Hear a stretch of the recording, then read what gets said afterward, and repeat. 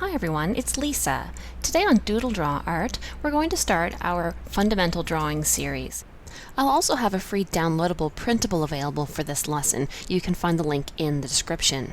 And with this series, we're going to be learning the basic tools that you need to be good at creating the shapes and lines that you really want to achieve when you're drawing.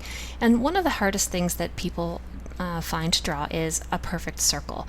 And it's not easy for anyone, but essentially what you need to do is practice. So the first thing that you want to do is just practice making your arm and your hand go in a circle shape. So just holding your pencil and not making any lines at all, just go in a circle shape. Alright, so that's not so hard, and now we're going to do the same thing, but we're going to put our pencil down. And I'm not just going to make one circle, I'm going to keep going around a few times, so I'll have more than one circle on top of itself. So I'm just going to get started, and then I'm going to put my pencil down on the paper. I'm just pressing very lightly. So around I go, and now here, I'm going to float that until it's a circle.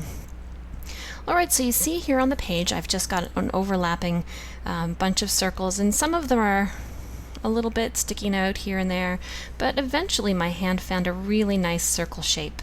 So we're just going to do that a few more times here. I'm just going to make a circle, around I go, until I like the shape of the circle. And I'll do another one. And I'll do another one. So just keep practicing your circles, going around and around and around, making different sizes of circles all over your page. I'm not overlapping any of mine here, I'm just making them all on their own and trying to fit them into the size that I'm looking for. So some of these are bigger than others. Some are smaller. And the more you do this, I mean, really, it's just about practicing. Sometimes people will follow one of my tutorials where they're trying to draw a particular character.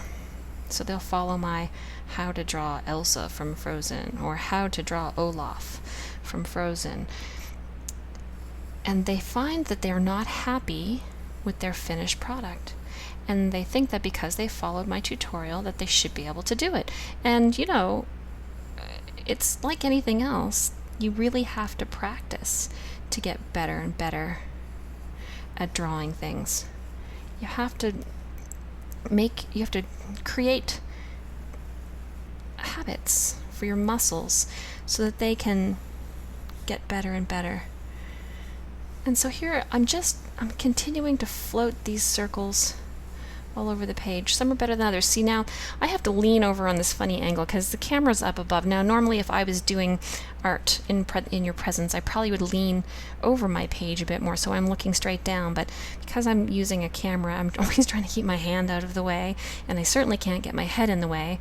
But so sometimes just the awkward angle that I'm working at makes it difficult for me to achieve the desired effect. So if you just keep doing this, eventually you'll discover the way that your hand makes its best circle. So again, I'm just floating these circles onto my page over and over and over.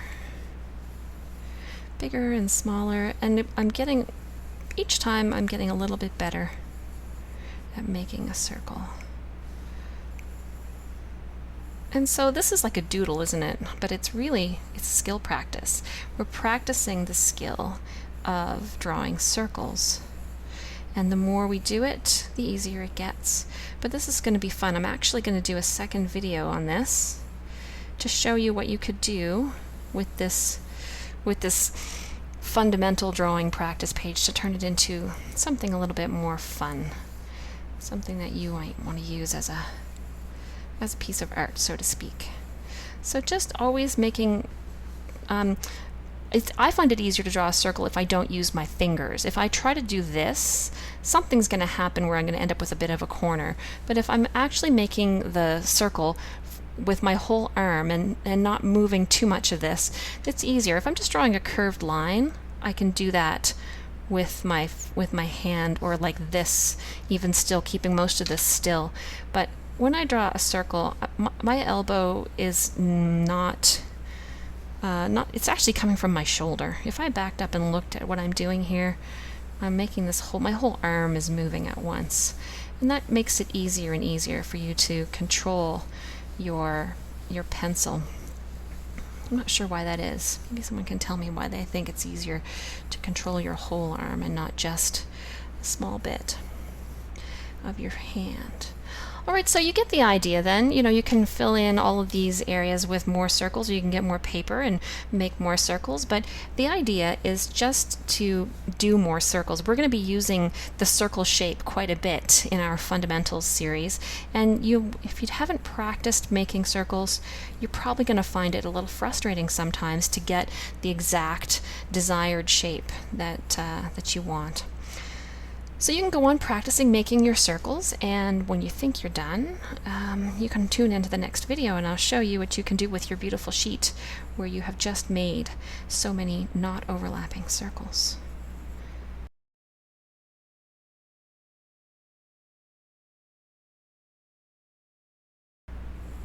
And I'm just noticing something here. When I start to get quite small, these circles are coming from my fingers.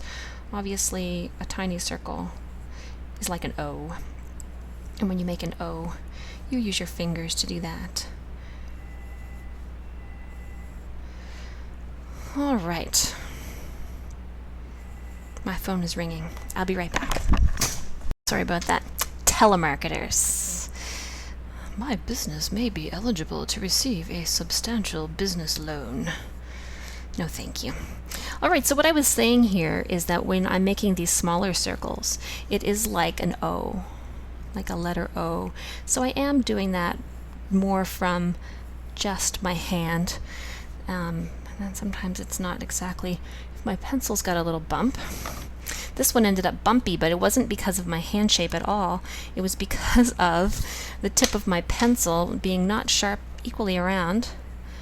And it was worn, so it made a little unusual shape. I think that's because I put my pencil down and picked it up. All right, so yeah, when you get to these much smaller, I'm gonna sharpen my pencil with Lightning McQueen's help.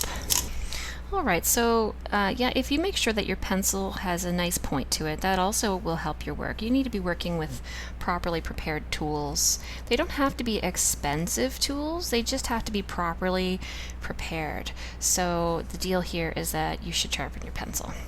Most of us can work that out.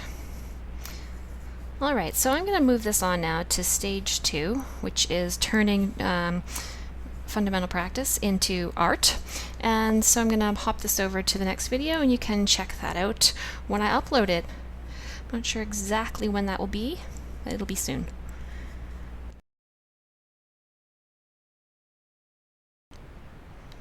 As I mentioned at the start, there's also a free downloadable printable to go with this lesson. You can see the link here in the video or click the link in the description. I always love receiving comments from students, so please let me know what you're thinking. And if you liked watching this video, click like, and please subscribe for future updates of the Drawing Fundamentals series. Alright, so thanks for watching. See you soon!